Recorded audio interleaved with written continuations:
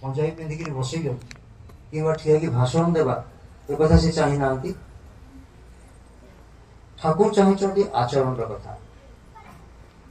ଧର୍ମଟା ଯେମିତି ମୋ ଆଚରଣ ଭିତରେ ଫୁଟେ, ଧର୍ମଟା ଯେମିତି ଉଚ୍ଚାରଣରେ ନଥାଏ, ଧର୍ମ ମୋର ପ୍ରତ୍ୟେକଟି ଜୀବନର ପ୍ରତ୍ୟେକଟି କର୍ମରେ ଯେମିତି ଫୁଟିବ।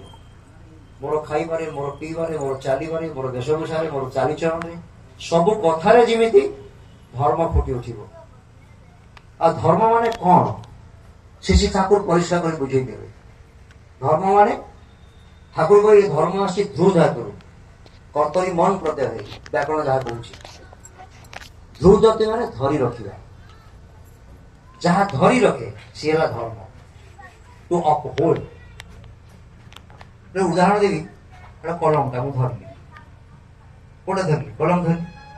କଲମକୁ କିଏ ଧରିଲା? ମୋ ହାତ ଧରିଲା। ସେମିତି ଯିଏ ଧରି ରଖେ, କାହାକୁ ଧରି ରଖେ? କିଏ କାହାକୁ ଧରି ରଖେ? ମନ ଭିତରେ ପ୍ରଶ୍ନ। ମୋ ଜୀବନକୁ ଯାହା ଧରି ରଖେ, ମୋ ଜୀବନକୁ ଯାହା ଧରି ରଖେ ତାହା ହଉଛି ଧର୍ମ। ତେଣୁ ଯାହା ଯାହା କଲେ, ଯେ ବାକ୍ୟ ଆଚରଣ କର୍ମ ବଞ୍ଚିବା ପଢିବାର ଉତ୍ସ ହୁଏ, ତାକୁ ହିଁ ଜାଣିଥା ଧର୍ମ ବୋଲି, ନହେଲେ ଧର୍ମ କିଛି ନୁହେଁ। ଠାକୁର ପରିଷ୍କାର କରି କହିଦେଲେ। ଆଉ ଠାକୁର ଆଉ ଗୋଟେ କଥା କ୍ଲିୟର କହିଦେଲେ ଯେ ଧର୍ମଟା ପ୍ରଥମେ ଆରମ୍ଭ ହବ ତୋର ଘରୁ। ତ ଘରୁ ଆରମ୍ଭ ହବ ଧର୍ମ। ମଠ ମନ୍ଦିର ଧର୍ମ ଆରମ୍ଭ ହବ ନାହିଁ, এই পুঁথি পুরাণରୁ ଧର୍ମ ଆରମ୍ଭ ହବ ନାହିଁ, ଭାଷଣରୁ ଧର୍ମ ଆରମ୍ଭ ହବ ନାହିଁ। ଧର୍ମ ଆରମ୍ଭ ହବ ଘରୁ, ଗୃହ ମଧ୍ୟରେ। ଗୃହର ପୁଣି ଠାକୁର ଦିଟା ଜାଗା କହିଲେ, ଗୋଟେ କହିଲେ ରୋଷେଇ ଘର, ଆଉ ଗୋଟେ ଶୋଇବା ଘର। এই ଜାଗାରୁ ଧର୍ମ ଆରମ୍ଭ ହବ।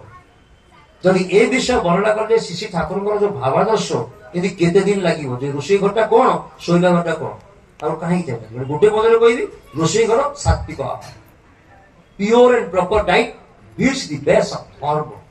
ଧର୍ମର ମୂଳଦୁଆ ପକାଏ ସାତ୍ବିକ ଆହାର। ଧାର୍ମିକ ହବାକୁ ହେଲେ, ଧର୍ମ ଆଚରଣ କରିବାକୁ ହେଲେ ଆମମାନଙ୍କୁ ଦରକାର ସାତ୍ବିକ ଖାଦ୍ୟ। ଦ୍ୱିତୀୟ କଥା ହେଲା ଏଇ ଯୋଉ ବେଡରୁମ କଥା କହୁଛି, ଶୋଇବା ଘର। ଶୋଇବା ଘରେ କିଏ ଶୁଣନ୍ତି? ମୁଖ୍ୟତଃ ପରିବାରର ଯିଏ ମୁଖ୍ୟ ସ୍ୱାମୀ ଆଉ ସ୍ତ୍ରୀ। ତ ତାଙ୍କ ଗର୍ଭକୁ ଯଦି ଭଲ ସନ୍ତାନଟିଏ ଆସିବ, ସିଏ ହଉଛି ଶୋଇବା ଘରର ମୁଖ୍ୟ କଥା। ତା ମାନେ ସୁପ୍ରଜନନ କେମିତି ହବ, ତା ଭିତରେ ସବୁ ଆଇଡେଣ୍ଟି ସେ ଭିତରେ ଅଛି। କିନ୍ତୁ ଏ କଥା ଯଦି ଆମେ ଦେଖିବା, ଏ ସବୁ କଥା କୁଆଡେ ଭାଙ୍ଗିଗଲା। ଲୋକେ ଏ କଥା ବୁଝୁନାହାନ୍ତି, ଜାଣୁନାହାନ୍ତି, କୁଆଡେ ଭାଙ୍ଗିଗଲାଣି। ତେଣୁକରି ପରିବାର ଗୁଡାକ ନଷ୍ଟ ହେଇଗଲାଣି। ତେଣୁକରି ପରିବାର ଗୁଡାକ ନଷ୍ଟ ହେଇଗଲାଣି। ଆଜି ପରିବାର ଭିତରେ ବାପା ଅଛନ୍ତି, ମା ଅଛନ୍ତି, ଜେଜେବାପା, ଜେଜେ ମା, ହଁ